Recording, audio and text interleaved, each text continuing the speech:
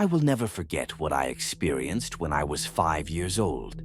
I was playing hide and seek with my neighborhood friends on the 4 to 5 houses adjacent to mine. We were allowed to go up and down and in between the houses. I recall running to the last 2 houses as far as I was allowed to go, and I decided to go in between the 2 houses to hide. I felt a bit scared to go through there because there was a lot of rubble, and it was fenced in toward the back, meaning if I went in there to hide, the only way out was the same way I went in. One of the houses seemed empty and unkempt, and I noticed the front and side door were boarded up. It was pretty scary looking. It was starting to get dark, and I knew this would be our last round of hide and seek, since we were to go back into the house right after sunset, and that I would win for sure hiding there. As I ran halfway down between those houses, I looked to the left, toward the creepy house. At the base of it, you could see the basement window, those smaller rectangular windows. It was dirty and had cobwebs. This is where my nightmare began, and I still have nightmares about it from time to time. What I saw looking back at me in that window is something I still have a hard time understanding. It was the scariest looking person, if it was a person, that I have ever seen. It had grayish-black, blotched skin, almost as if it was rotting. I could see the face and what seemed like some freakishly long hands as it suddenly banged them on the window violently. It did this right as it caught me looking at it.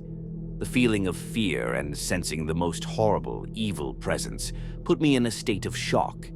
The eyes were huge and seemed to only have black pupils and no white around them.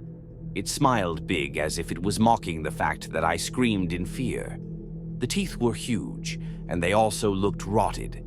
Since I was running toward the back in between both houses, I was too afraid to even put on the brakes and run the other way, back toward my home.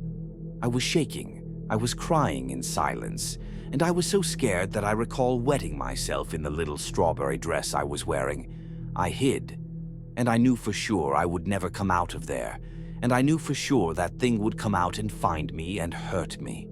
It was fall season in Utah, and it was so cold as the sun was setting. I was wet and wanted Mom.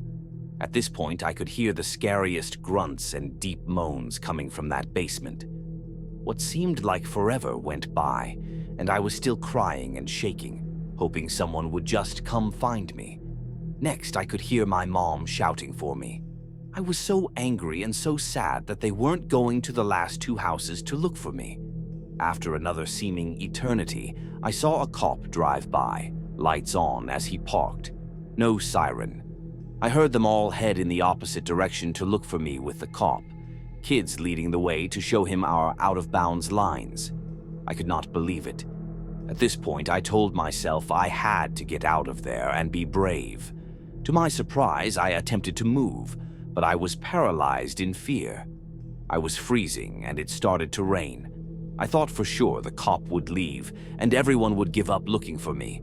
I became hopeful that they'd turn around to look for me in the opposite, out-of-bounds direction where I was hiding. After what seemed like an eternity, I did begin to hear them shouting my name and coming toward my direction. I could hear my mom and sister's shouts as they were sobbing. Then everybody stopped shouting. I knew for sure I would die that night. Hours had gone by at this point. Everything went silent. I then saw the siren lights go out, and I heard a car driving toward my direction on the road. I knew the cop was leaving. Panic is most likely nothing compared to what I was feeling at this point. I then noticed the car was driving real slow. It was the cop driving by and shining his flashlight at the houses and in between the houses. When he shined it toward my hiding spot, I tried to scream, but nothing came out. I tried to move, but I could not. I swear it was as if that thing paralyzed me to come get me later.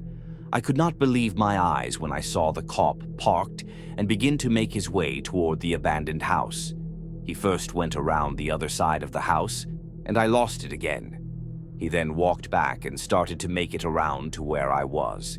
He seemed apprehensive to go all the way to the back due to all the rubble, but he did go back, and I heard him gently shout, "Mary A. Ann, are you back there? Your family is really worried for you, Marianne." He started to walk away, and I managed to move my foot and knock something down, which caused the officer to come back toward me. He saw me, and he saved me.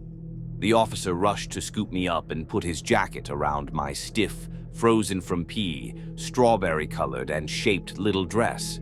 When the officer took me home and everyone squeezed me in happy tears, I was finally able to stutter and cry as I explained what I had seen in that window.